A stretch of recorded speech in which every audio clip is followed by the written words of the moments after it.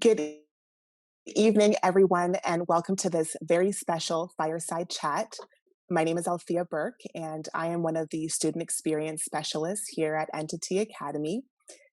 Now, mentorship is truly what makes up Entity's DNA, and it's such a privilege to have Dr. Richard Matthew here with us tonight because he's been a mentor to so many people in the fields of environmental conservation, urban development and planning, as well as big data and data visualization.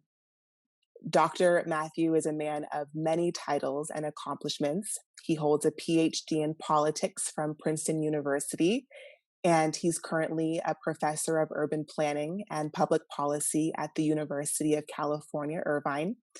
He's also Associate Dean for Research and International Programs and Director of the Bloom Center for Poverty Alleviation at UC Irvine.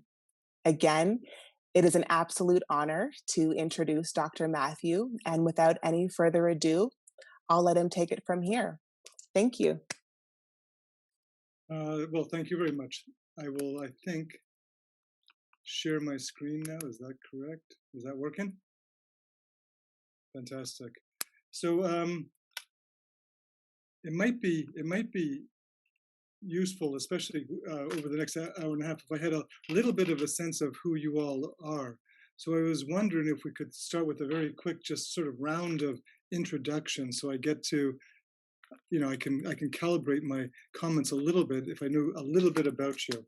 So I'll tell you a little bit about myself, but first I would love to hear a little bit about you, folks, if we could do that. Okay, I'll go first. My name's Devin Moya. I'm a data science mentor for Entity, and I've been mentoring data science students for about 2 years. My name's Alex Albin. I teach law at UCLA, including classes on privacy, internet, and write articles occasionally about AI.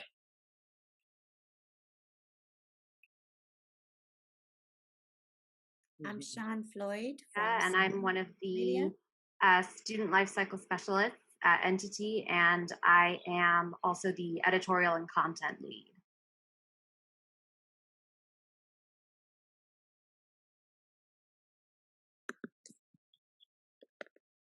Hello, I'm Chitra. I'm a student with WOZ and Entity, and I'm in data science program, and I had you as my professor at UCI for one of my sustainability class.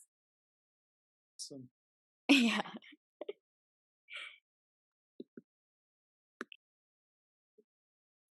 Who else is there? Hi, my name is Jen. I'm a student at Entity in the data science program. It's my first week though, but I've been attending data and science conferences for the past year, trying to aim for Sama source. My name's Julie. I'm also a student at Entity, looking to do data science as well.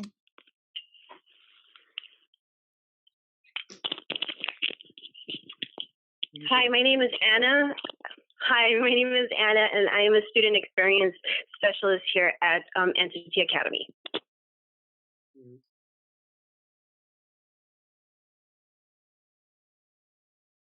I haven't been keeping track. Is that everybody?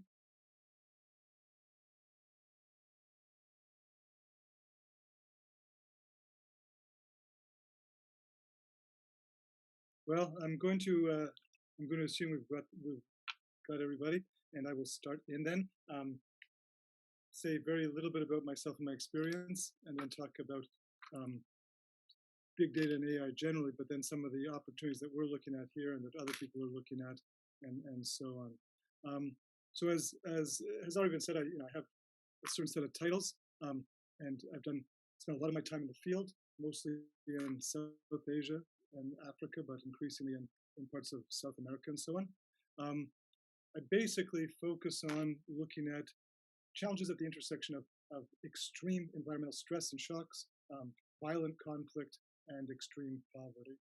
And the center I direct here at UCI focuses on developing solutions, and we do a lot of high resolution modeling. We use AI, spatial analysis, big data, as well as traditional ethnographic methods and so on. I'll talk a little bit about that. I have worked in conflict and disaster zones for most of my career, in places like Congo, Pakistan, Rwanda, Sierra Leone, and so on. And I served on a large number, about a dozen UN missions. I was humanitarian missions, mainly in Africa, and I directed a couple of them in Sierra Leone, peaceful missions. So I want to give you a sense of the world that my field work takes place in, give you a sort of visual sense of it, and how this work led me to trying to harness the big data analytical capabilities of the university, of the UC system generally, to the sort of problems that I saw there. So this is me early in my career in Pakistan. I worked in northern Pakistan at the time of one of its more violent periods, and this was the only access route to that area from Peshawar, which you may have heard of, up to Kashmir. And as you can see, the road's pretty bad. People can walk alongside the vehicles. This is a sort of typical look of what the road looks like when you're up there. And I was looking at settlements like this, which have been around for a very long time, some of them for literally thousands of years. This is one of the oldest settled parts of the planet. And looking at how the environmental change was introducing stress and shock into these very traditional communities. And here, we calculated that in a very short period of time, about a century, 95% of the forest cover of this part of the Himalayas had been cut down.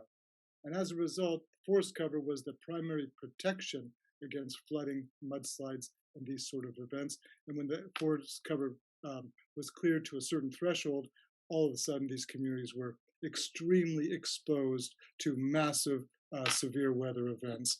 And things like that farming area that you would see there would be destroyed overnight. And very, very hard to reforest this area, and very, very hard to resettle in this area once it had been damaged by a flood. Or so something like this intricate terrace farming built up over generations could be wiped out in a single flood event, and that left people with very few choices. They would engage in illegal activities like that. That's Afghanistan on the other side. They would move into peri-urban areas of cities. They would sometimes move across borders. This at the time when I was doing the work there was the largest refugee camp in the world. And it was, I spent quite a lot of time working in this area.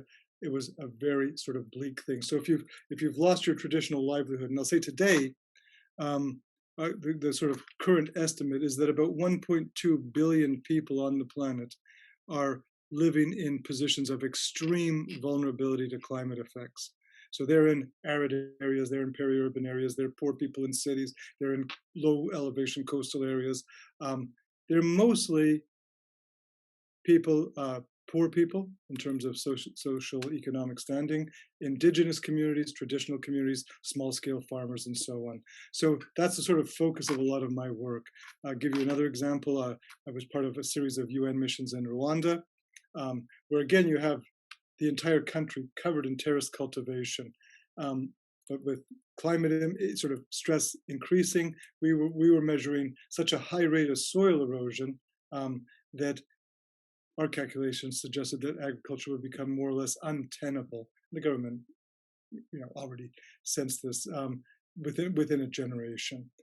That's sort of how we go about working closely with the community to collect data. And what happens if you lose your farm in Rwanda, very much like in northern Pakistan, you end up in something like this. These people had been displaced 3 years earlier into this flood camp, and a flood camp is a pretty bleak place to live in. Or people facing similar stresses moved in from neighboring countries.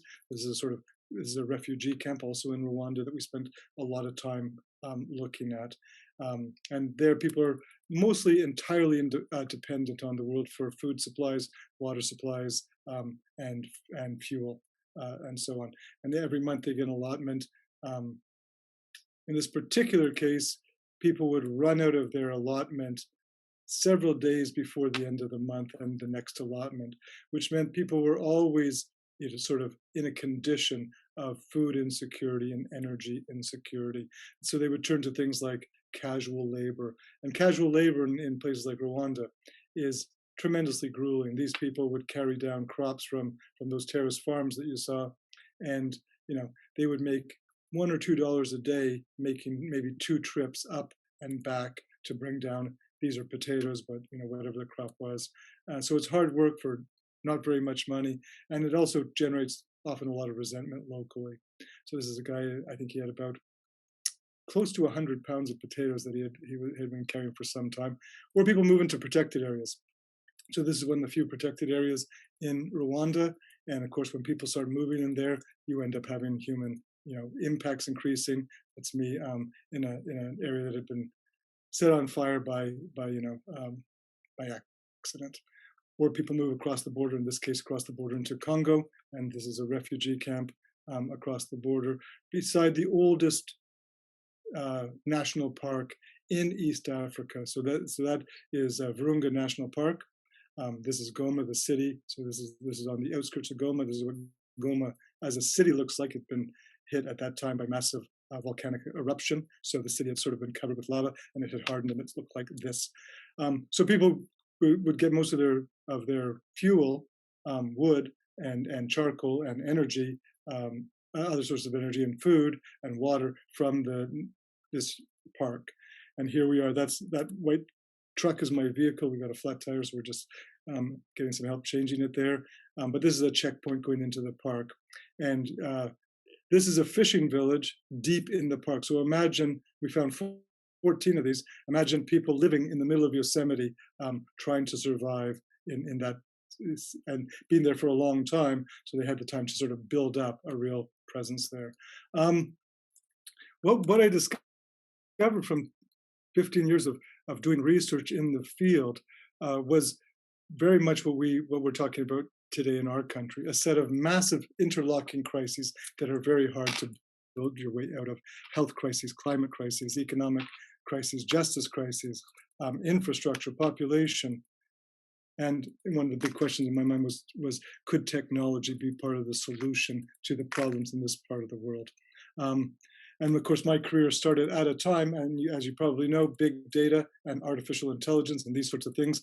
There have been areas of tremendous energy and enthusiasm, and then there have been what people call, AI winters, when there's been a lot of concern about whether this is the right direction to go in, and funding has dried up. And then there's been another sort of surge of interest and activity, and then funding has dried up again, and so on. It's interesting to know that the current administration has identified the U.S. facing a health, climate, economic justice set of interlocking crises, and it is devising its first-year plan explicitly in response to those crises. And when I talk about health crisis, it is COVID-19 right now, but on a broader sense, what we're seeing is a massive surge in infectious disease, antibiotic resistance. In 2019, there were, I think, 345 million severe heat events around the planet. There are, last year there were 30 major storm events on the Atlantic coast affecting us, but there were massive flood events in the Philippines. There was massive drought events in Africa. There were, there's currently a locust swarm devastating the Horn of Africa, pushing millions of people into famine or near famine conditions. And locust swarms are related to water availability. So the intensification of the hydrological system triggers more rather than fewer locust swarms, which can destroy enormous amounts of food. So health crises can be related to climate change. I've just been reviewing the 6th assessment report of the Intergovernmental Panel on Climate Change. So the reviews were due today, actually. And so I'm one of hundreds of people around the world reviewing those reports that'll come out in October of this year. And I can tell you, no surprise, the situation is considered extremely bleak.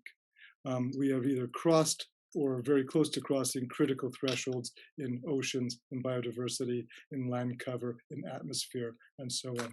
So the world is in a sort of bleak situation economically, last year, or last year we have record 2019, about 82% of the wealth generated, the additional growth generated by the planet on a planetary scale, was captured by 1% of the people on the planet. And the bottom 50% received none of the enormous wealth generated in 2019. It's generally considered that 2020 is only going to be worse. That is, massive amount of the wealth captured is going to fall into a very, very small number of hands. We now know that, Elon Musk rose from being worth something like 40 billion to 187 billion in the past year. Jeff Bezos is worth roughly the same. So we know where wealth is going. And Elon Musk, Jeff Bezos are both, along with ahead of other people, masters at using big data and big data analytics. So there's a connection there between the sort of economic outcomes that we're seeing around the world and the ability to use big data effectively. Justice, of course, falls out of those concerns about things like the distribution of benefits and who's most vulnerable to things like climate effects and health setbacks and so on. Infrastructure, interesting in our country, and again, another thing that we have very limited data on, but according to the American Society of Civil Engineers, our overall infrastructure condition in the country is a D.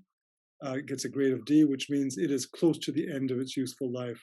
So whether we're thinking, if you're in California as I am, dams and aqueducts and levees and seawalls and so on, transportation systems, tunnels, bridges, much of the infrastructure in the US is at risk of having to be closed, or we quote the potential for a disaster. Population, we have 7.8 billion people now. Projections are fraught with uncertainty, but we continue to grow at the clip of about 100 million people a year. And most of that growth is urban growth, and most of it is peri-urban growth. And peri-urban growth in Sonoma County might be very nice and genteel. It's great if you're in Switzerland and you're moving outside Geneva or Zurich into a slightly larger piece of land. But for much of the world, peri-urban growth means very few amenities, some strange mix of rural livelihoods and urban livelihoods. So there'll be farms and manufacturing plants and little regulation of and few amenities dealing with water issues and sanitation issues. So peri-urban growth in Switzerland, we see the highest life expectancy in Switzerland. Peri-urban growth in much of Africa, we see the exact opposite. Which brings me to sort of the question of harnessing big data to this world, whether it's the challenges we face in the US or the challenges that people are facing in many other places. And I can tell you, and I know that you're at different points. Some of you are already experts in this, so you probably know much more than I do. And some of you are just beginning, to immerse yourselves in this. So I'm going to talk about my own relationship to big data, but I'm going to talk a little bit generically for a couple of minutes because you're all at different stages, and I'm not sure exactly what you've covered and what you haven't covered. But as an academic, when I did my PhD, we focused on how do you manage structured data.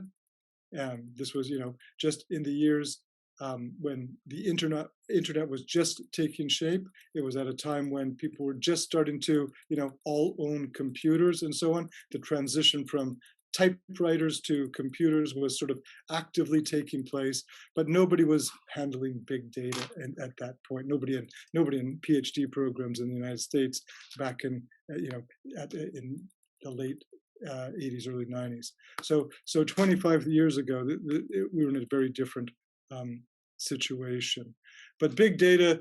So we focused on unstructured data. That's data that you can sort of put into spreadsheets, as I'm sure you all know, or unstructured data, things like photographs, which are harder to organize.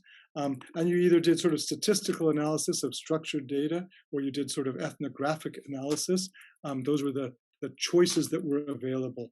Today, the introduction of big data and the ability to manage big data and to analyze big data has really completely changed what we think of when we talk about doing research, when we talk about solving problems and deepening our understanding. So I'm just going to call big data anything that is too large to handle with conventional means. The volume of it is too big. There's too much diversity. It comes at us too quickly for us to manage using calculators and field notes and so on. And of course, one of the reasons is because it's being collected by so many sources. Apparently today, we generate about 2.5 exabytes of data that's collected on a daily basis. So an exabyte, 10 to the 18th power, I don't even know if we can really imagine what that means. It is an awful lot of data to be collected by our sensors. So we have all sorts of sensors collecting data around the world. Everything you do, as you know, is not just being recorded, but a single act on your part might generate hundreds of records ultimately, whether it's a transaction or a visit to a website, or a visit to your doctor or your dentist, or whatever it is you're doing. It's generating a massive amount of data. So what that means, of course, is that from a research perspective, we can now look at things we don't have to. There was a time when we had to worry about. A lot of our effort was focused on, how do you build the right sample? How do you get a sample, and how do you sample a population to generate some data that's usable and generalizable to that larger population? Today, it's possible to study entire populations, because we don't have to look at a sample of the U.S. We can look at the entire U.S. We've just developed a vulnerability index for vulnerability to flooding in California, and we started off by using data for the entire country. And one of the nice things about that is that we can focus in on a neighborhood in Los Angeles, or we can scale out to the entire state or the entire country with basically a push of the button. So we record data on, as everybody does, I guess, on little tiles. And you can put so much information on a tile, and you can focus in on it. You can manipulate it. You can add to it. What we can do with all this data is truly amazing. Typically, data is either being, and if I'm talking about things that you are already familiar with, then you can just send me a chat message or something like that, and I'll speed it up. But for those of you who are just moving into this area, data is often sort of clustered. So the things you do, if the things that you do may be organized into clusters of activity, and that's very important for us. And so, and if you think of something like, let me give an example, I think that I'll talk about later, but fraud detection. Fraud detection is a great example of all of your transactions in the course of a day. You might use your credit card at Starbucks. You might, use it for parking. You might buy lunch. You might get a Netflix or an Amazon Prime movie. You might, do a food order at Whole Foods. You might pay a bill automatically for something. And all these transactions are recorded, and then they can be clustered into activity. So people can look at how much you typically spend at Starbucks, or how much you typically spend on groceries, and they might discover that your highest bill was $250, but your average bill is $48, and your lowest bill was $19, and so on. So they can start to build these clusters around your grocery shopping, or your Amazon Prime shopping, or your parking, or your trips to Starbucks.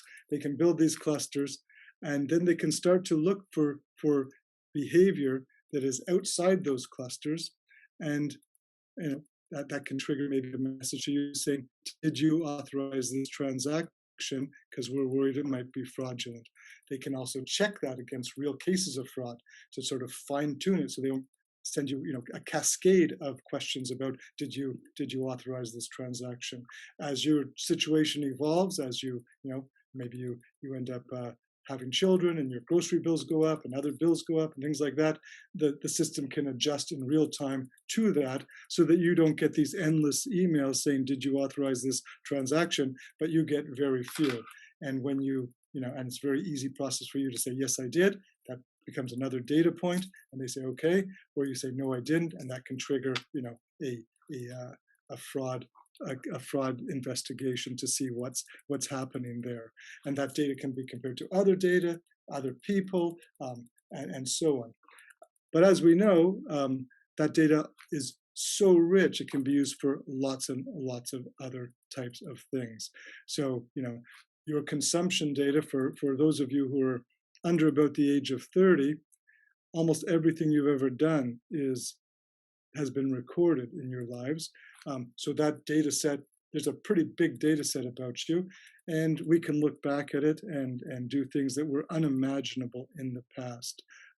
So the data can be clustered or classified according to terms that we would develop ourselves, so that we can look back and imagine a case in which you have asthma.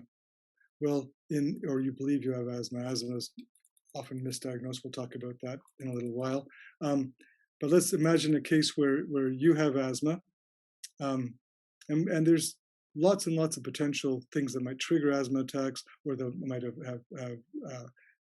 led to asthma presenting itself, and so on. Really, very, really difficult using conventional means to figure all this out.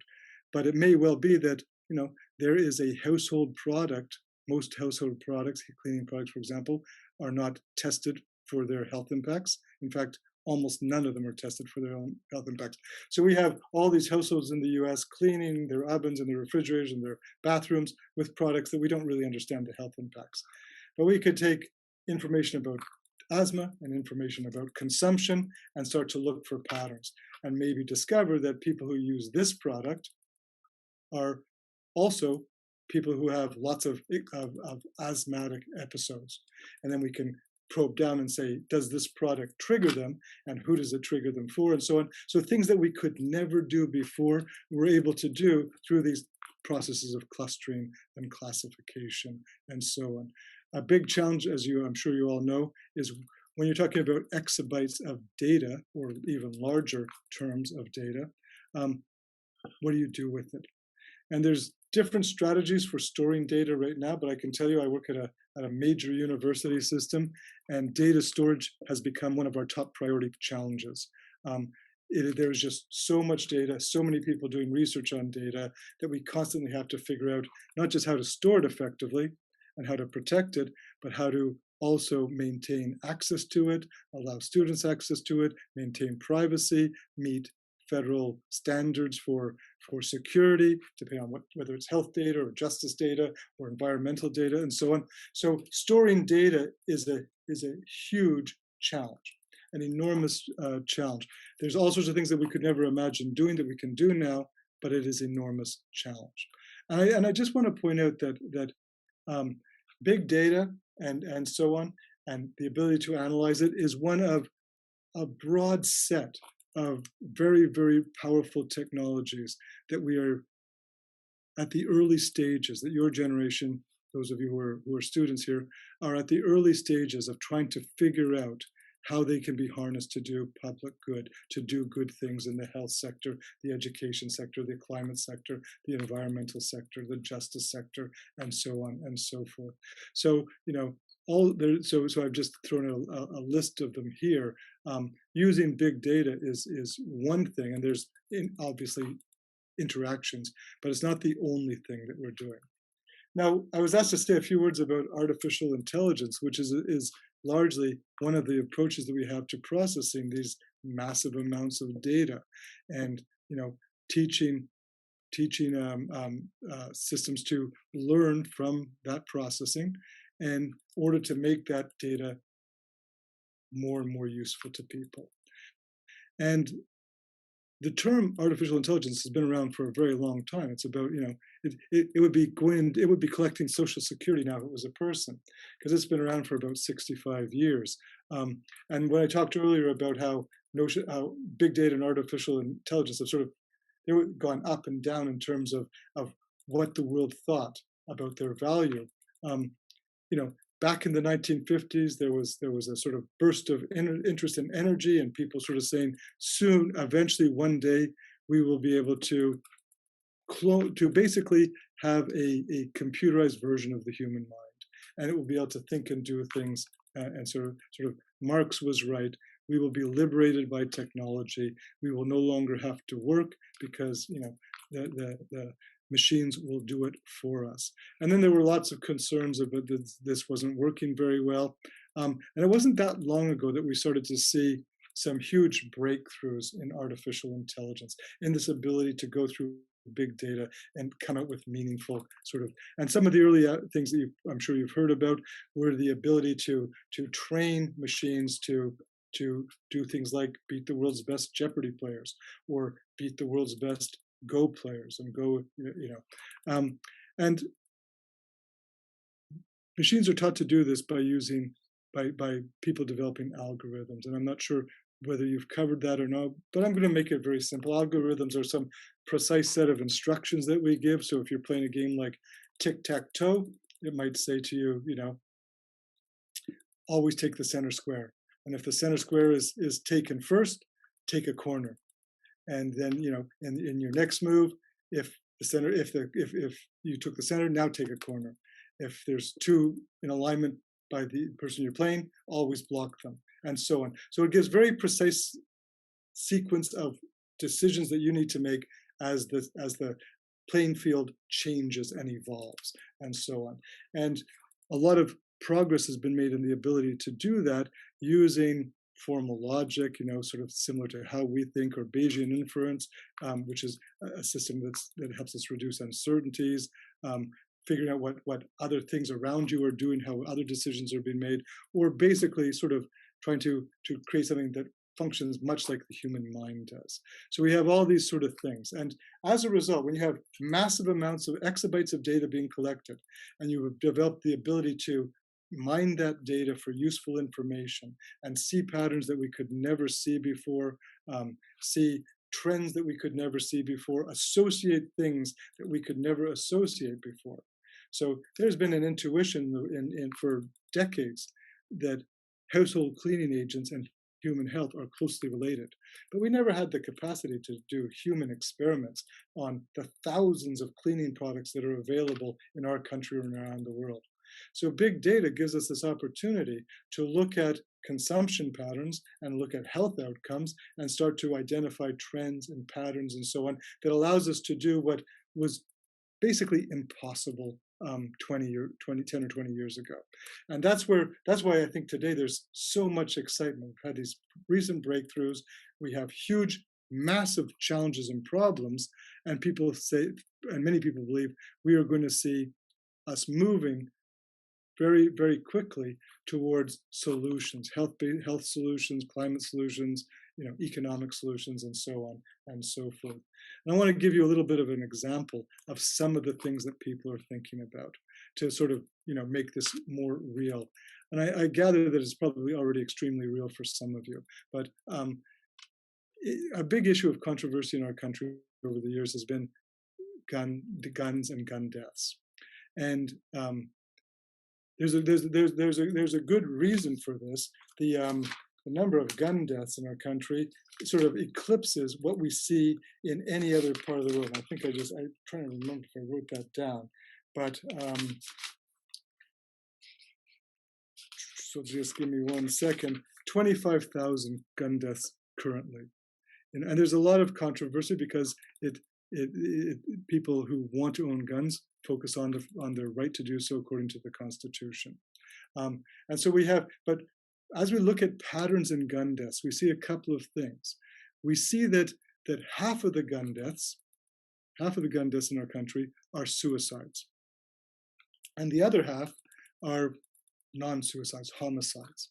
So out of those 25,000, about half of them are suicides, and half of them are homicides, and about 1,000 of the homicides are police related.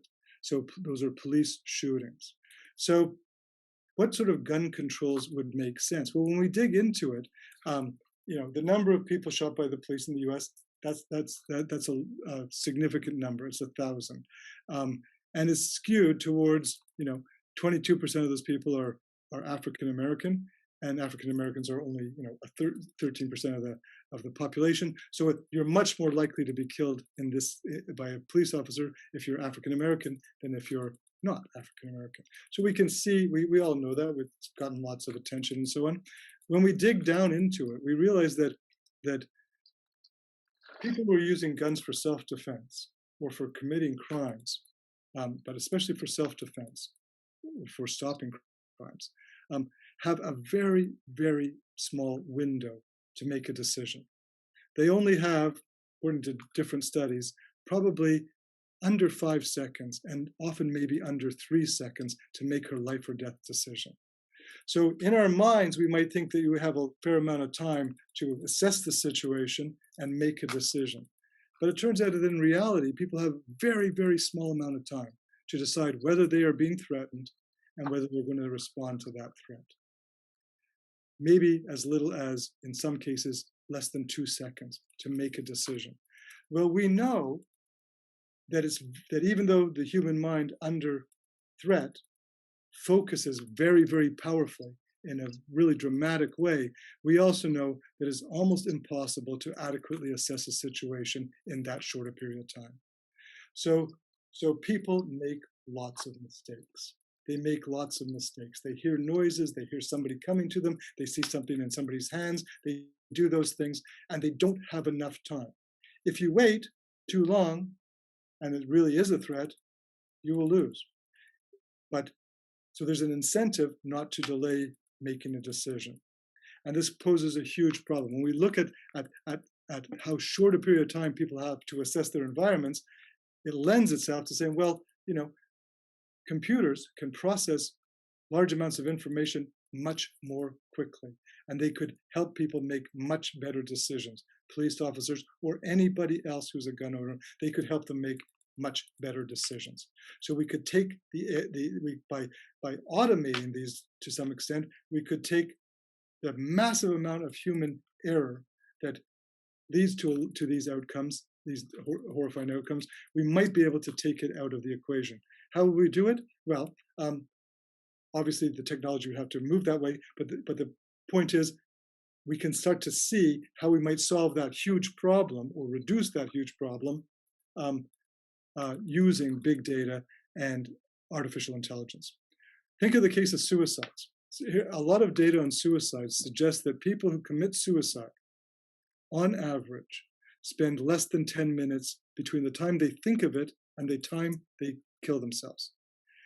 About a quarter of people spend less than 5 minutes, and some people spend less than 1 minute. So we know that people that the conditions that lead somebody towards committing suicide might be lifelong conditions. They may have roots in 20 years ago or 30 years ago. But we also know a growing body of evidence suggests that people actually make the decision to kill themselves really, really quickly.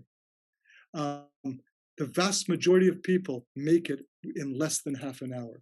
Now, the studies are not all the exact same in terms of the minutes that they have identified, but they're very much the same in terms of the general finding, which is people decide to kill themselves quickly. And half of our gun deaths are used for the purpose of suicide. And those people, roughly 75% of those people, are making that decision to kill themselves in a matter of minutes. So again, we start to see about what happens if there's an intervention. If there's an intervention, then most people will choose not to go through with the act. So if they have an opportunity, if there's an opportunity for an intervention, then most people will not go through with the act. Again, we can start to see that using sensors and artificial intelligence, we might be able to do things like render a gun inoperable during that moment of time when somebody appears to be about to use it on themselves, knowing, supported by research that suggests that if they don't do it then, that time might pass and they might choose not to do that. And once they've had some time to deliberate and to think about the fact that right now about the majority of people who attempt to commit suicide with guns fail and simply give themselves lifelong injuries, they may think it through a little bit and reason their way towards a different type of outcome. So when you've got these things where people are making high cost decisions very, very quickly in seconds or minutes, we can start to see how an algorithm might be very, very useful in taking tons of data about, sensor data, in this case maybe, from millions and millions of people, and using it to try and generate different sorts of outcomes. And so people are very optimistic. They say, look at the things we can do. Another area that has gotten a huge amount of attention is in what some people have described as the third cause of death in the country, preventable medical errors. A series of studies from Johns Hopkins and elsewhere suggest that somewhere between 250,000 and 400,000 deaths per year. So that's 10 times more than deaths by guns are committed by preventable medical errors. That is by having the wrong person deliver an intervention, by the medication not being the right one or not being the right dosage, by somebody mixing up files or information, or not seeing that a person is allergic to X, or missing some vital piece of information and making the decision. Now, this is a very controversial area, and some associations have suggested that the number might be too high. Johns Hopkins researchers have dug in and said they're pretty comfortable with what they're finding. It'll come into clearer focus as we look as we get more data. The point is, once again, we know that if huge numbers of people are dying because they're being given the wrong dose of medicine, or because somebody doesn't realize that they're allergic to this medication, or because somebody has mistaken what they're being treated for, or what have you, those sorts of things, then again, the opportunity for sensors to provide data, for files to be carefully processed, for the decisions to be made by machines rather than humans, in other words, looks like it could save hundreds of thousands of lives a year. And people are very, very, I think today, enthusiastic about the possibility that we could see massive reductions in gun deaths, we could see massive reductions in preventable medical errors, and these sorts of things by developing AI solutions. Another great example is, there are about 40,000 deaths due to car accidents every year. And people who have looked at driverless cars have suggested that we would probably reduce that number by 95% if we migrate towards automated driverless cars. They will make fewer errors that will end up with fatalities if they're driving the cars. They may not eliminate them completely, but the drop will be dramatic. And they'll also solve other problems. They'll solve, for example, urban parking problems and maybe traffic flow problems and traffic congestion problems as well. So traditional stock and flow problems might be solved, and fatalities might be solved by moving to driverless systems. There are concerns, of course. A set of studies suggested that there'll be some fraction of cases where the car would have to make a decision between killing a occupant of the car or killing maybe a bicyclist who's in the way of how you would get around the barrels that have just fallen off the back of a truck. And so the car would have to make that decision. Does it veer into the bicyclist to save the occupants, or does it not do that and kill the occupants?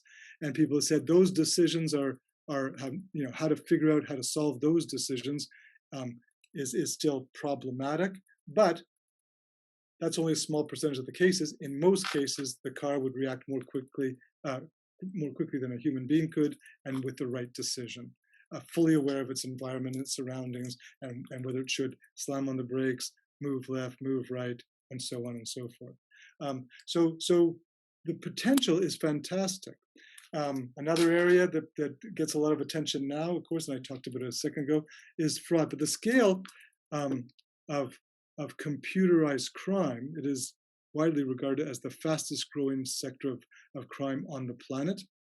And it has been, conducted more or less with impunity now since the emergence of things like Amazon and the internet. It is very easy to commit computer crime, especially from one country to another, and really, really difficult to build cases and prosecute people who might be working, thousands of miles away in another country. So it's really difficult to prosecute people, and there's large numbers of people who are prepared to devote enormous amounts of time to, what they do, send you emails suggesting that they've got money that you've left behind in Switzerland or whatever it is that they do. So the ability to try and reduce the amount of fraud in the system by using big data and powerful analytical tools to, as I described before, cluster the transactions of millions and millions of people. Think of it, American Express alone has 55 million credit card users in the US and twice that many globally. $1 trillion of transactions, that's 5% of our economy. And if you scale that up, that's an enormous amount of transactions taking place through American Express credit cards on an annual basis. So if they can find ways to reduce fraud by using big data to identify which transactions look suspicious and which of those suspicious looking transactions really turn out to be examples of fraud and not just, unusual expenditures or forgiveness, as they can tighten that down, they start to solve what for many people a couple of years ago was about the most alarming trend in financial crime, was the ease with which people could manipulate credit card and other types of access to funds. So we have all these things taking place in the world. And the work that I do, we do several different things right now.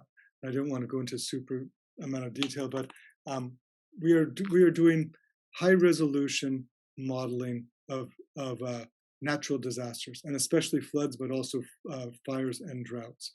And it's sort of interesting because we were able to operate with a level of resolution that was too expensive, which required, a dozen supercomputers processing scenarios 10 years ago. We can now use our desktops to do a lot of this. And what that means is we can do several things. I'll just give you a quick example of what we do. We take topographical data from remote sensing, and we build up an accurate to today image of a topography. We then use something like Google Street to fill in fine detail, the condition of different houses, of different stairways, of different roads and stuff like this. So we have satellite imagery and we have ground level imagery. Or data. We might use local knowledge sometimes because there are some things that are hard to identify, and we build that up. Then we take whatever hydrological data exists. It might go back decades or centuries. That might come from hundreds of gauges. It might not, but we can use all that hydrological data to layer on to our topography. And we can then identify things like patterns of flood events, for example, and where water pools and how quickly it flows and who gets damaged by it and so on. We can do a couple of things. We can update that in real time. So as there's a change in the topography, as a road gets paved or a house get moved, or as precipitation goes up, or as sea level rise goes up, we can constantly, in real time, update our models. We can then run scenarios of what people are likely to face. Not only what they're likely to face, and maybe they're in an area. We work in La Paz, Mexico, and we work here in Southern California.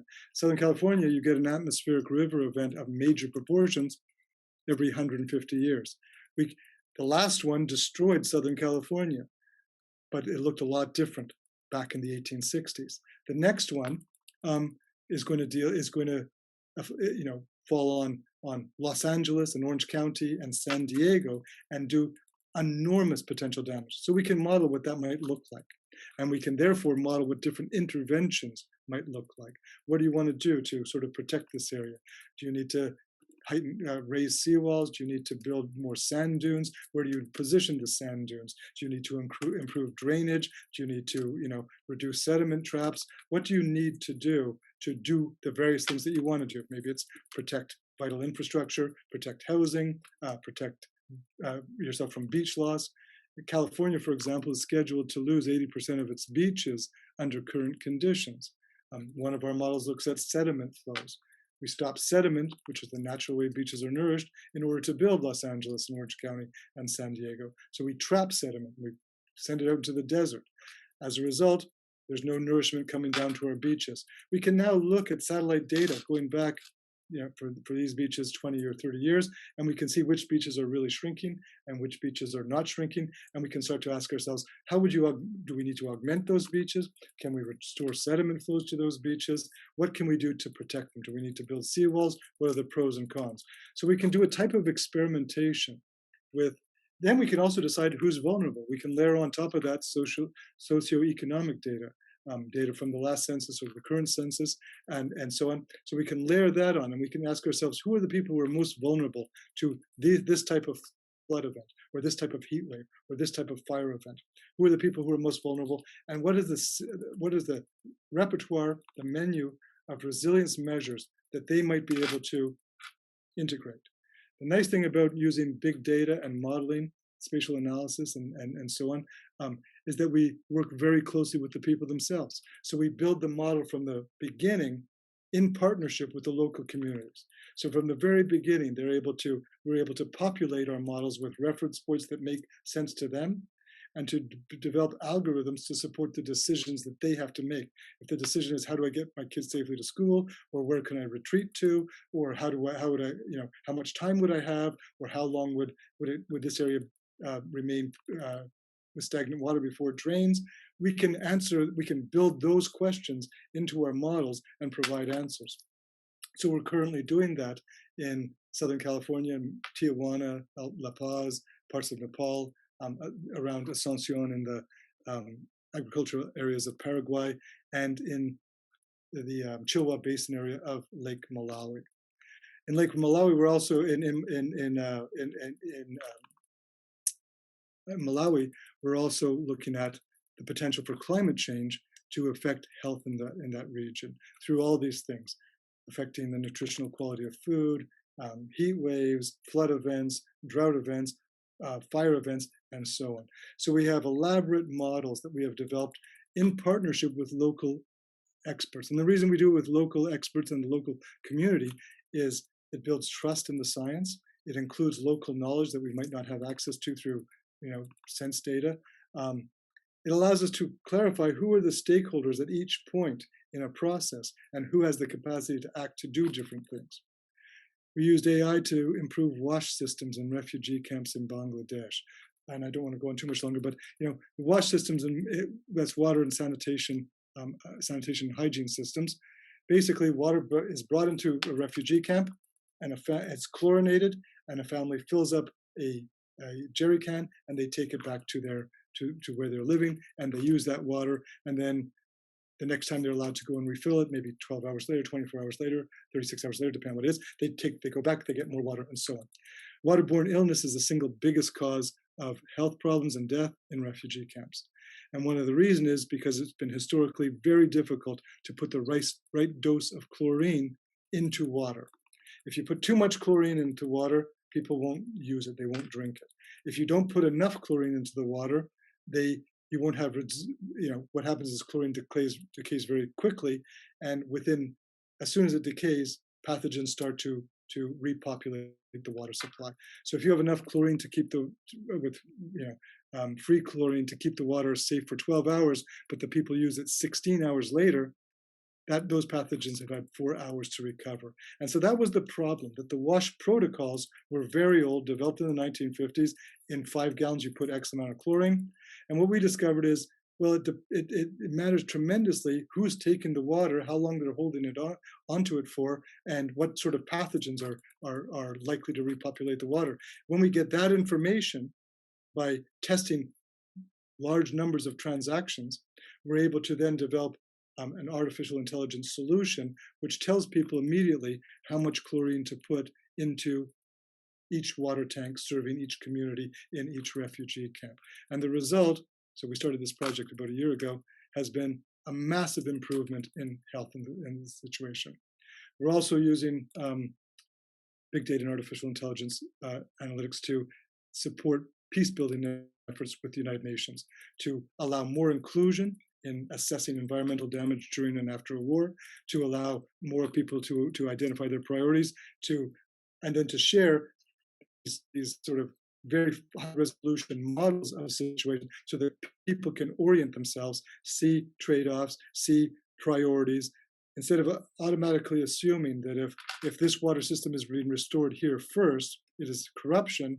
They can now start to see the logic of why you would do that because of the ways in which it ripples through their economy or their agricultural sector. So people can start to visualize and see what makes sense and what doesn't make sense as a country repairs itself after a massive war. Wars often last about 10 years and do enormous amount of damage. So there's a huge amount of water infrastructure, energy infrastructure, transportation infrastructure, agricultural infrastructure that has to be restored. And by modeling the entire area, you can start to help people look at it and play with different strategies for reconstruction. So our models are very user interactive. This is an example of the sort of thing that are available on our, on our website, where you can go in, you can put in different parameters, and you can ask yourself, is my house likely to flood? Is it likely to flood this year? Is it likely to flood once a decade? What if do I need sandbags? Do I need to elevate it 3 feet? What can I do? How can I use this information effectively? And so it's been very gratifying for us to see homeowners, planners, policymakers, humanitarian organizations, UN agencies start to use our data, and we're one of thousands of groups that are doing this around the world, to solve these problems. There are, however, and these are my closing sort of thoughts, big risks involved. So people are very worried. If you read a book, let me recommend Franklin Foer's book, World Without Mine. They're very worried about losses in judgment and compassion, of intuition, of creativity. What is it that that machines can't capture? We know that if you're a doctor and you're trying to figure out, why does this person get recurring headaches? You typically have to work your way through step by step, moving through things. So you might say, okay, let's first try giving you more, sleep more, or maybe drink more water. We'll try this painkiller. Maybe it's anxiety. Maybe you have an underlying, maybe it's a secondary headache, and you have some underlying condition which we haven't figured out yet, and so on and so forth. And so typically a lot of problems have to be diagnosed through multiple interventions. You try this, you have a bad cough, you try this, it doesn't work, you go on to the next level, you try that, it doesn't work, you go on to the next thing, you try that, it doesn't work, and so on. And your cough, your headaches, your neck pain, your back pain are continuing for months, years, and so on. Respiratory allergies are a good example of something that can be really, really difficult to diagnose and treat effectively. Clearly, if we have tons of information about your lifestyle, your consumption, your behavior, where you live, what people around you in your neighborhood are experiencing, your long-term medical history, if we have tons of information and machines can look for patterns, they might be able to jump through several steps and say, we don't even have to try that. Let's say you have AFib. And if you have AFib, the first step might be cardioversion. The second step might be an ablation. A third step might be strong medications. A fourth step might be a pacemaker. So you've got to go through these steps. Each one costs thousands of dollars. The last step costs tens of thousands of dollars. But machine learning might say to us, ablation won't work with this person, and here's the exact correct dose of medication. And think of this: if you're a patient, and you're taking a strong medication. Medication has side effects. Maybe the side effect is fluid retention. So your doctor is going to prescribe a diuretic to try and control the fluid retention. But the diuretic is going to put a lot of pressure on your kidneys. So now you have the problem of potential kidney failure. So a doctor might take years to figure out, and your body's changing and the condition's changing, what's the exact right dosage for you to optimize the condition, whatever it is, if it's a heart condition or whatever, and the fluid retention and your kidney performance. What's the exact best dosage for you? And to be able to compare that to millions of other cases, and to compare that to the people living in your family, living in your neighborhood, to look at it from all these angles and come up and say, let's start off here. We might cut out 50 steps that you would otherwise have to take to get there. And you might never get there through conventional means. So we can see the value of doing this. But people are worried about, this is an awful lot of information about you being gathered. What does it mean when your insurance company says you're no longer insurable? Or your house is no longer insurable because it's in an area which is almost certain to be exposed to flood and fire risks going forward.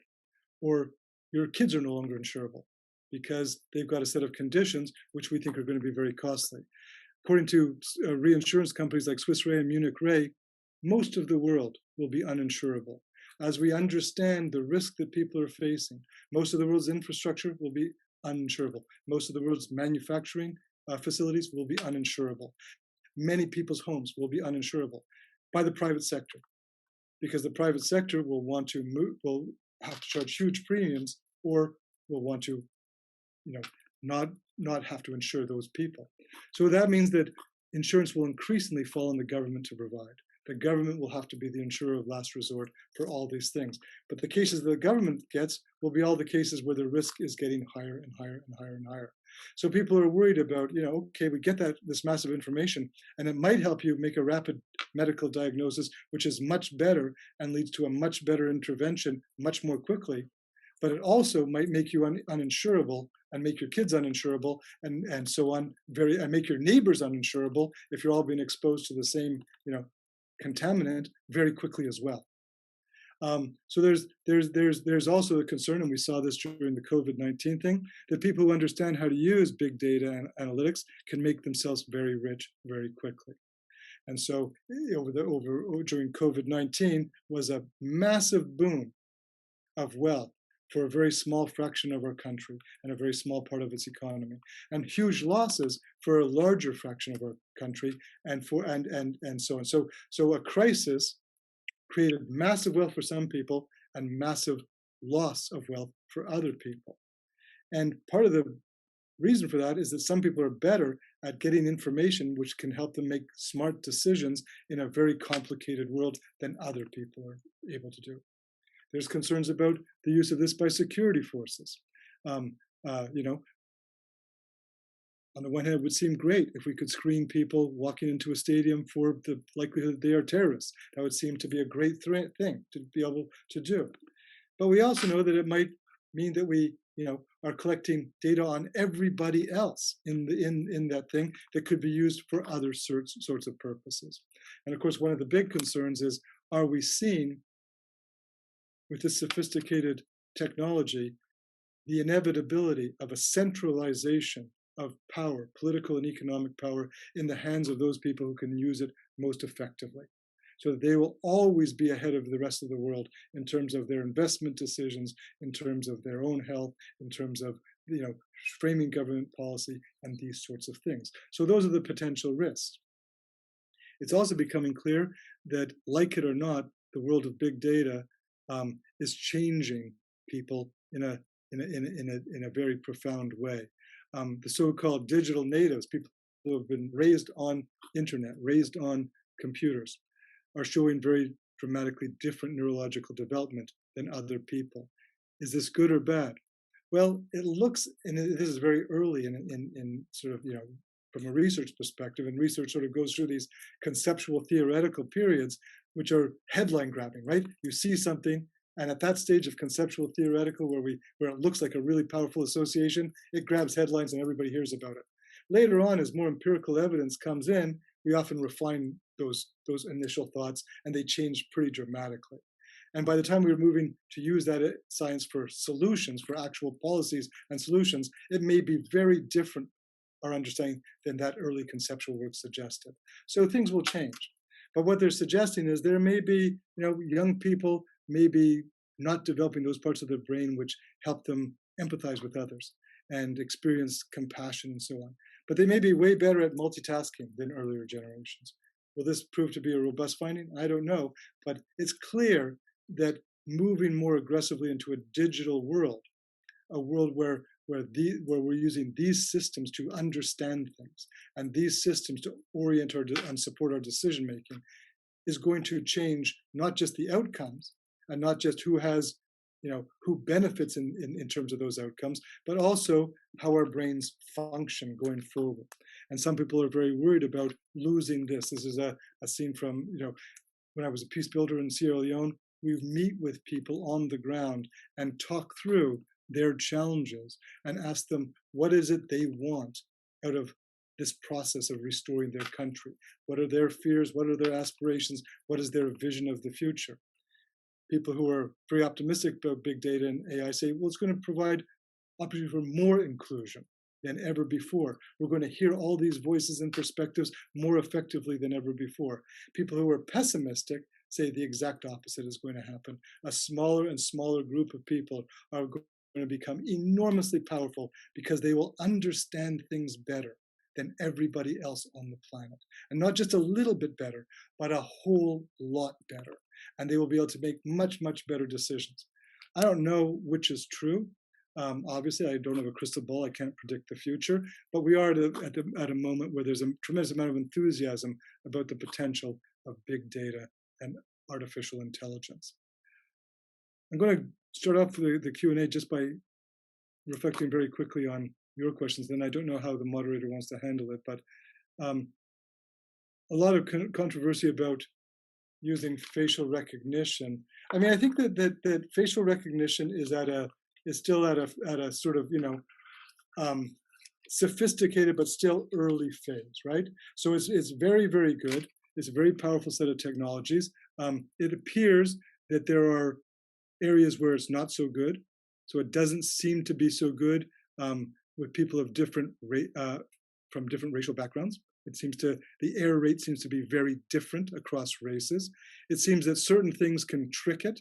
There are types of glasses that you can buy, purchase and wear that make it more difficult to recognize your face. There's types of ways of applying makeup which seem to fool some systems and so on. So on the one hand, it's become very affordable and so on. But you've got to think of there's many different forms of facial recognition, measuring the actual topography of the head, looking at certain features, getting thermal signals from people's faces.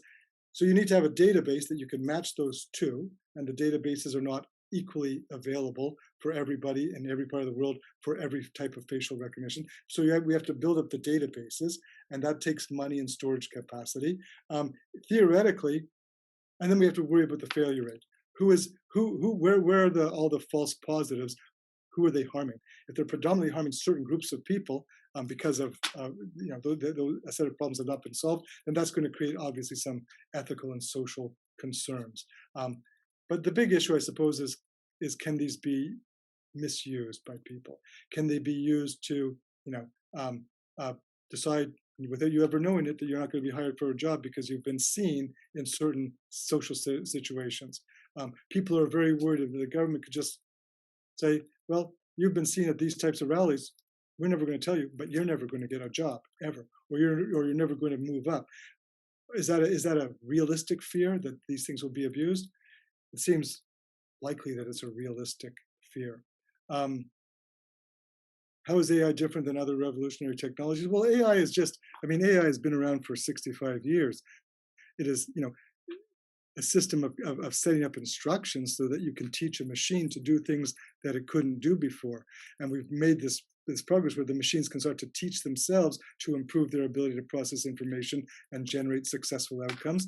And so, some people are worried that AI, and I give you a few examples of how it could probably outperform your average doctor. It can definitely, tests have shown it can outperform, your average Go player or your average chess player or your average, tax the tax accountant.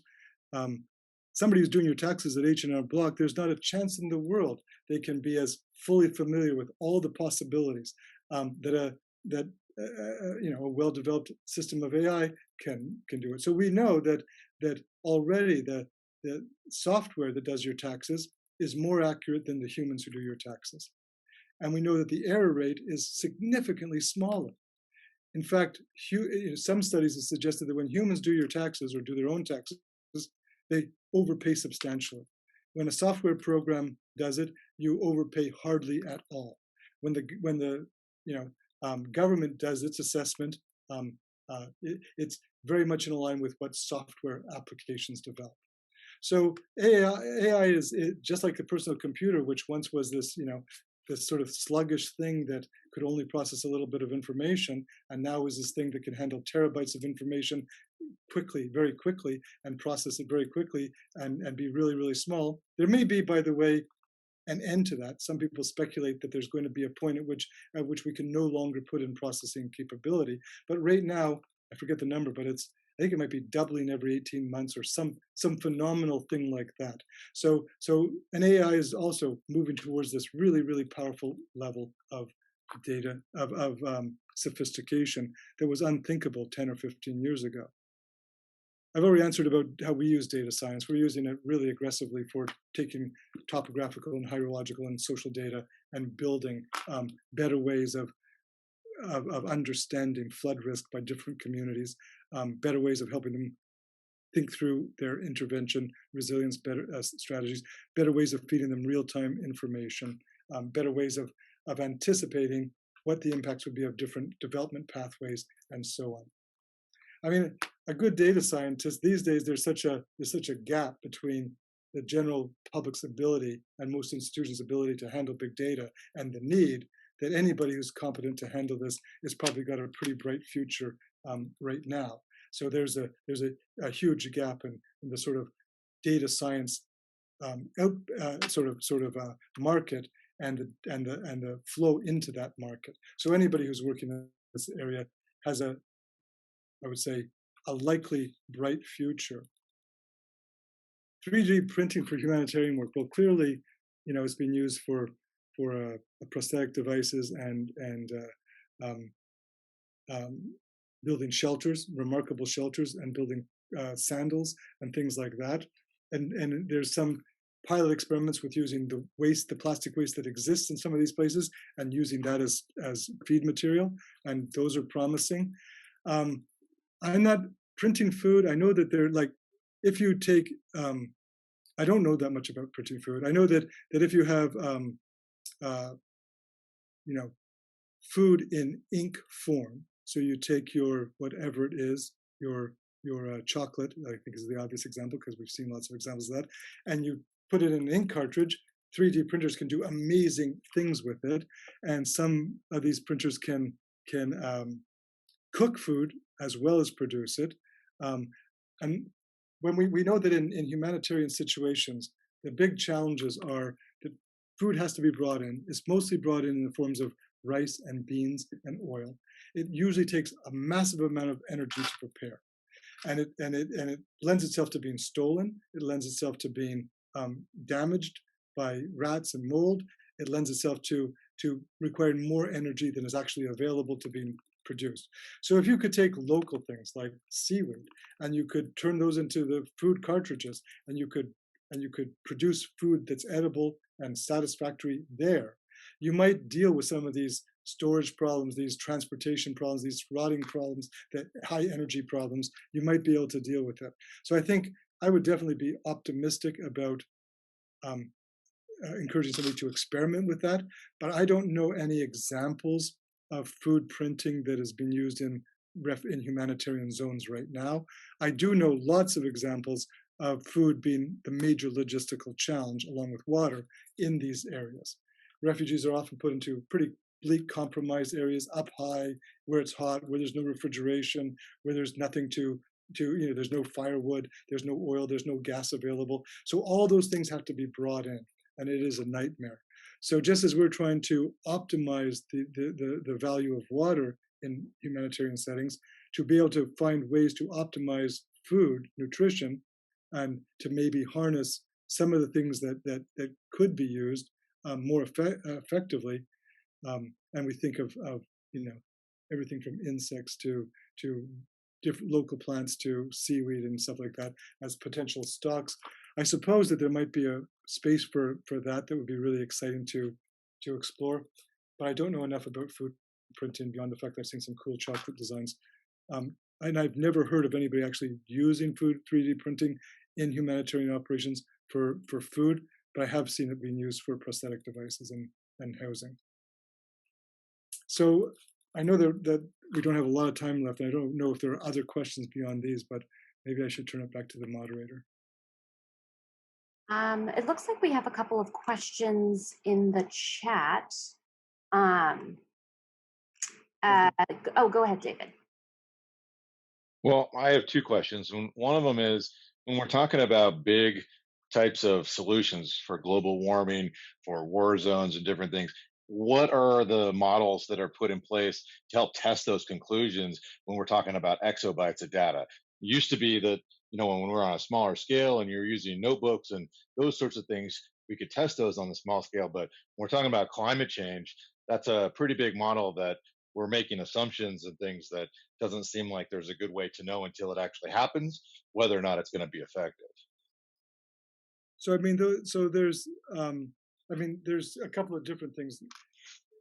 Clearly, obviously, if we harness big data to sort of geoengineering planetary-wide solutions, and there's a large number of people who believe that is inevitable, then you're exactly right. That is there's considerable reason to be concerned about that. A lot of people do believe right now. It's recently been estimated that we have lost 28 trillion tons of ice in the two major ice sheets, Antarctica and Greenland, in the past 20 years. 28 trillion tons of ice. Now, that has raised sea level by an estimated 1 inch. There is enough ice to raise sea level by an estimated 200 meters. So 28 trillion tons, which is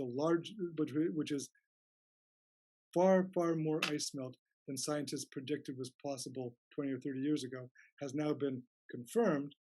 And so people are worried about if we see the current trend continue, and we move to the point where those ice sheets, where the melt continues to increase, or where they slide off, we face the possibility of not an inch of sea level rise, but of meters and meters and meters of sea level rise. So people are very worried about that. And so how do you deal with that? Well, large-scale geoengineering is one, maybe we can do things to cool those parts of the planet. Deflecting sun away, putting, crystals into the atmosphere, doing those sorts of things. I would agree with you. That seems like that's sort of an all or nothing last shot effort. What we know from current research on climate change is that, and everything, it has some level of uncertainty to it. There's nothing that's 100% certain. But where we have high levels of confidence, sort of 95% using typical scientific methods of confidence, what we're seeing is that right now, about 70% of all biodiversity on the planet is moving. And it's moving in response to 4 or 5 key things. Increased saltwater intrusion into groundwater, which makes those areas uninhabitable. Increased heat, which is not uniformly distributed across the planet, but which makes areas that are already hot too hot for certain species to live in. Increased humidity, which also makes it hard for many things, including humans, to regulate body temperatures with. And sea level rise, which again, even though it's not great so far, it's great if you're living in the southeastern coast of Bangladesh or Sri Lanka or Fiji, then it's a significant problem. If you're living in California, you may have a century before it becomes a significant problem. I don't know. It depends on what happens with ice melt and so on. So we know that these things are driving people. There may be, and we also know there's lots of small-scale adaptation to these things taking place. So big data might be able to help speed up the process of local level adaptations to things like saltwater intrusion, sea level rise. It allows you to decide, do you really need to retreat, or can you experiment with a different crop mix? Can you move to micro-irrigation? Can you desalinate? Can you condense water from the atmosphere? Can you change the livelihood mix? Can you elevate the area you're living in by a couple of meters and buy you another 20 or 30 years? So the solutions, there are lots of solutions that you could experiment with at a small scale and see how they work. And of course, that's what the hope is, that we have lots and lots of innovation at a small scale and start to identify the best practices. Where do walls make sense? Where does increasing elevation? If you're in Bangladesh in the coastal area, to elevate the coastline, you need sediment. Well, the sediment is probably being stopped upstream. So the question becomes, can you change the negotiations so that more sediment comes downstream and allows us to elevate it? Same problem we have in California. California we're not seeing massive sea level rise, but because no sediment is coming down to our coastline, we're seeing just the very energetic waves take away sand and it's not being replaced. So eventually you're just going to end up reaching, and sea level rise could speed that up. But regardless, you're going to end up reaching the fact that we built most of our infrastructure to the high tide line. And if you do that, if you build to the high tide line and you don't augment or allow natural nourishment, you are going to lose that. It's impossible. It's just a fact of physics. But now we can model that and we can say, okay, we build at the high tide line. We don't want the ocean to just reach our roads, our houses. So what do we need to do? We can experiment with fine layer augmentation, with improving sediment flows, with seawalls, with natural processes like sand dunes. We can experiment with those digitally and make a decision. Okay, it is worth rebuilding sand dunes here, here, and here along the coast. That will offer this amount of protection for the next 40 or 50 years under these scenarios of high, where we might say, what if things really went badly? So we can experiment with those. So a lot of the things we can do with big data will inform better local level manageable experiments that can then be scaled up. If we discover that rebuilding dunes is a really effective way of protecting coastlines like California's, and that we can figure out exactly where to position those dunes, and we can use indigenous plants to keep them in place, and what destroys dunes? Well, what destroys dunes are people, right? Driving over them in vehicles or cutting channels through them so they can get to the beach faster. So if we can control human behavior and rebuild them, and we discover that gives us another 100 years of beach protection, then that's a really, really cheap solution. That really is a very, very, you can do that with a bulldozer and in a couple of days start to rebuild. And it may be something that they can use in many other parts of the world. So I think that to be optimistic, we can see the big trends, but then we can experiment with small scale resilience measures and adaptation measures to see how they allow us to manage the shocks and stresses of those big trends. When it comes to other species, we do have some problems because we do know that the way the biomes of the world are structured, everything seems to be moving right now to what we would describe as higher elevation, more water. And eventually that area is going to be not able to absorb. And, as according to sort of biological calculations of island population dynamics, as species move in, others just go extinct. So we do have this problem that eventually, like for some things, coyotes can move everywhere. Polar bears, not so much. So if their biomes become uninhabitable, we may not have anything we can do for polar bears. The big concern from a human perspective, of course, is that a large amount of the land of the planet looks like it will be moving towards a combination of heat and humidity, which will be very hard for the human body to naturally manage. So if you don't have air conditioning and other things in place, you'll have a very, very tough time in 40 or 50 years, given current trends in where heat and humidity are growing most quickly. So then that gives us a question: do we help those people move, or do we help to build in new infrastructure? I mean, obviously, the ideal thing would be to reduce emissions and move towards taking the pressure off the big thing, short of geoengineering solutions. Was there another question that?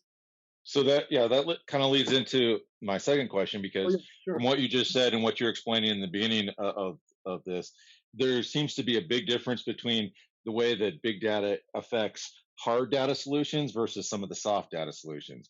And what I mean by that is when we're talking about chemistry solutions and engineering solutions and some of the things you're talking about, with being able to look at sand dunes and how effective that is, or the water supplies and having clean water in places, that seems like a very hard data solution, versus like when we're talking about the suicide rate, where that seems like a very soft data solution of a lot of variables that have to do with people, even with the gun deaths. Like I live here in Phoenix, and they did a study a number of years ago, and they discovered that the vast majority of gun deaths were within 1 square mile. It's actually been termed square mile like now in Phoenix, and that's where the majority of the gun deaths happen. But there's more to it than just the racial component, because that particular area is very socially economically poor. So in that area, yes, those certain conclusions that we draw about you're more likely to die if you're African American are true, but 2 miles away, not so much. So when we're looking at like some of these, again, these solutions that are based on exabytes of data, the some of the solutions we're coming up with or the conclusions we're drawing are only as good as the parameters that we're putting in and what we're basing that on. So how do you balance that with some of those soft solutions that deal with people and the dangers that that sort of brings, where we're pulling conclusions where we're entering into like that minority report type of situation that like you were talking about in the terrorist thing, where you're judging what might happen, which was we've seen it with big data and tech recently, based on like what might happen with people that they were taking off of their platforms versus what actually has happened. I mean, that's so you're asking. First of all, those are really great questions, really hard to answer questions. I mean, I think that if you take the example of suicides, I would think that I'm not an expert in suicide, but clearly there's a lot going on that leads a person to that point. What I was suggesting is that one body of research suggests that one thing that people hadn't fully understood was that the decision is often made very, very quickly in response to some very specific trigger. The person has a fight with their neighbor and they go in and commit suicide, or with their parent or with their kid or something like that. So it may be that there's lots of underlying conditions, but that actual decision to do it, to go through with it, is often made for a large number of people quickly. And there's a second body of evidence that suggests that if you could intervene at that moment, you'd probably change people's minds. So there's an opportunity. That doesn't solve the deeper problems of mental health and so on. And just like your other example, I think you're exactly right. The debate, the gun debate in the country is largely uninformed by any empirical evidence. And that's led to both sides saying things that really don't make much sense. I think that the patterns that big data is helping us see is that homicides are concentrated in very, very specific areas. And there's a cluster of problems in those areas. And if we wanted to really reduce it, the solution would be to tackle that cluster of problems and to figure out what is going on in those specific areas. Because if you just sort of generically describe it, it's so misleading that it can't possibly lead to productive solutions. So we know, and by the way, at least the evidence I've seen suggests that most of the suicides by gun are white Americans who are more likely to use that way to commit suicide and so on. And those too are clustered in specific areas. So, and the area that I live in, Orange County, has one of the highest suicide rates in the country. There's got to be some reason for that, and we need to understand what that reasoning is. And I'm not suggesting that big data can we're not nearly at the point where we can figure all those things out. However, we can test a lot more hypotheses and intuitions today, and machines can develop their own hypotheses and intuitions and test them than we could in years past.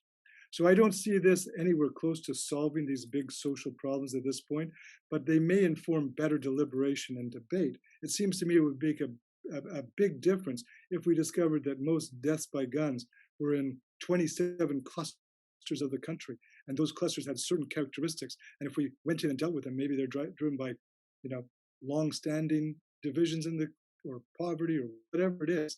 If we solve those things, the death rates would potentially decline dramatically. Then that would be a way better approach than some universal policy which has absolutely no evidentiary basis for it.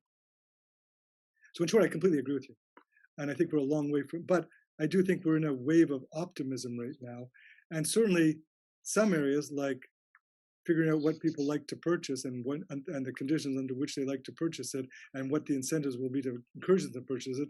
That use of AI has been very successful, and a good example of that is it was only a couple of years ago when Amazon bought Whole Foods that there had been no success in getting people to buy their groceries online at all in this country. And Amazon said, we will buy Whole Foods and we will experiment with it, experiment after experiment, until we find a model which will encourage their goal was 5% of the market to buy foods online. And so they were prepared to try anything. What do you want? Do you want cheaper prices? Do you want more convenience? Do you want us to remember what you bought in the past? Do you want us to take your past orders and make them more nutritious or healthier? We can do any one of those things. So we can look at what you bought and we can deliver the same food cheaper. We can look at what you've bought and we can deliver basically the same stuff that's more nutritious. We can deliver what you want with less chemicals, more organic. We can customize your shopping in any way you want. And they were prepared to, they thought they would spend years figuring out what would finally, incentivize 5% of the population to move that way. Because it seemed to be one of those problems that couldn't be solved. People wanted to see their food, touch it, buy this bag of apples versus that bag, buy this banana instead of that banana. They wanted to look at it and say, I thought I wanted salmon, but looking at it, I don't. I really want, tilapia. They wanted to do those things. Now, the COVID-19 has given them the opportunity of a lifetime to experiment and to figure out what were the things that led to what sorts of decisions, what did people like, what were they happy with, what were they not happy with, because huge numbers of people have been buying online. So they can distill all that information. You can be pretty sure that after the pandemic is over, they will have a very good sense of which part of the market they will be able to keep buying online. It may not be perfect, but they will go from the 0% that they started with to the close to the 5% that they're hoping for, probably in a very compressed period. Why? Because so much data of online shopping was generated around groceries that was never available before. So there are applications that will lead to lots of wealth, and I think that, as you say, there are lots of applications which we should be very worried about. Big data can create a very false sense of that our understanding is better than it is. It can really, it looks beautiful, it creates wonderful maps and models and visuals, and it can just look more authoritative than it really is. And I think that that's one of the things that I think is a huge concern for data science, is that we ourselves can start to believe that we know more than we really do know. But I think your question is great, and I've long been a skeptic of big data, but I also realize that there are certain areas where I believe it can be very helpful. Thank you. Are there any other questions or comments or observations, or maybe share your own experiences?